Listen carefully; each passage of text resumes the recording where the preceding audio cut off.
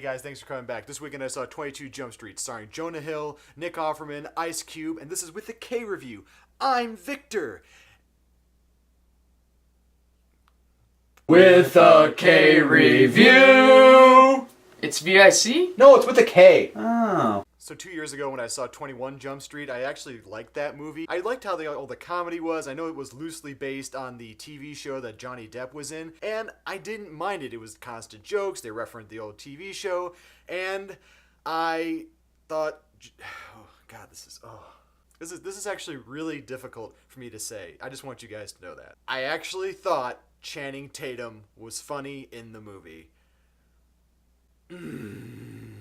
And in this movie, I actually did enjoy him too, and that's really weird because I never really thought Channing Tatum could be really funny. I know Jonah Hill could be really funny, he was really good in the first movie, but in this movie, they really do amp up a lot of the comedic performances in the movie. And what's interesting about this movie is that it's actually directed by the same two directors, Phil Lord and Christopher Miller, that also directed the Lego Movie, which I don't understand why that movie was not more popular than Frozen. Maybe it was Disney, and if I hear, let it go one more time, I'm gonna punch a small baby seal, I swear. But seriously, don't punch baby seals. You will ruin the meat and also the fur. Anyway, when I was watching 22 Jump Street, I realized that this movie is really a self-referencing movie. I mean, like, throughout the entire thing, everybody is referencing how this movie is a sequel. And there are a lot of scenes in the movie where you'll, look at it and they'll be, walking across the street to, 22 Jump Street, and there'll be, condos, which are 23 Jump Street. And I really liked that in the movie. It was always saying how much, quirky it is, and, they also were referencing characters in real life, especially the Ice Cube scene in the movie, which was pretty awesome. And that's actually one thing in the movie that I was kind of getting a little bit annoyed with, was the movie was constantly making fun of itself. And that's really good. You can do that in a movie, but it's just after a while, it just seemed like the joke machine was really going in overdrive, and it was funny. I really wish that I could mix this negative with the positive and not make it sound weird, but I actually enjoyed the constant jokes all the time, but it did kind of run into a little bit of a problem towards the end of the movie. Because when you're constantly referencing in a movie to how corny it is, you kind of leave out some of the characters and the character development. And again, I feel really weird saying, 22 Jump Street has character development, but in 21 Jump Street, they actually really did. You had, Janko and Schmidt, and they were buddy-buddy, and they were growing together, and in this movie, they're really in tune. But honestly, at the end of the movie, there were a couple of characters that were kind of left out. You had the character of the Ghost, played by Peter Stormare, who's been in almost every single movie as a B-list character, and he's a really good actor, and he just seemed to kind of trickle out towards the end. I mean, he had a pretty good, time in the movie, but it was just, again, I was wondering why they didn't work on that character more, and I think it really had to do with the constant joke machine. And then you had the character of Zach, who really tied in well with Janko's character and helped kind of move the movie along, but again, towards the end, his character kind of fell off the wayside. And just a little fun fact for you, and I like the way my voice cracked right there, he is the son of Goldie Hawn and Kurt Russell. I had no idea, and I just figured it out. Yeah.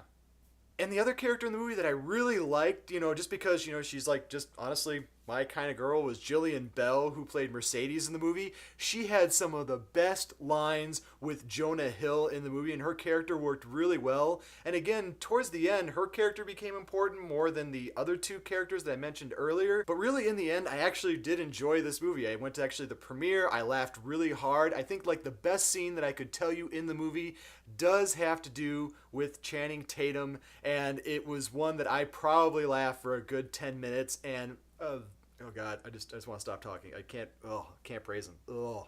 But you know what? I will say this. When Foxcatcher comes out at the end of this year, if he does an A+ performance, I will stand here and I will say I was wrong about Channing Tatum, and I will possibly wear a dress. I'm pretty sure somebody's going to hold me to that. So in the end, I think 22 Jump Street was a pretty good movie. I did like all the little gags in it. I liked the joke machine a little bit, but I think it did kind of kill some of the characters in the movie, and it was better than the first one because there were more gags, but I did like the first one more because I really did like how the characters were getting to know each other, and again, not every sequel can live up to the original. So I think I'm going to have to give 22 Jump Street a 3.5K review. I'm going to have to say for you guys to go see this one in the theaters for a matinee price only. When it comes out on video, make sure to rent it for $1 or any price, and when it comes up in your queue, make sure, stick it in the top 10. And thanks so much, guys, for watching my show. I do appreciate all the viewers and subscribers that I do have. I'm almost to 50. If I can get 50, I'm going to do another Dance Victor dance for you. So you know what? Whack me right here. Give me a little with a K whack. Make sure to whack up here if you want to see any of my past reviews. And also give me a little whacked out comment below. And let me know, what is your favorite Channing Tatum movie? If it's going to be the shirtless guy movie, I can't even say its name. Also, I forgot it. Oh, I remembered it. Magic Mike. You know, women porn. Anyway, guys, if you don't like what you're watching, you can always turn it off. But thanks for always coming back and seeing me.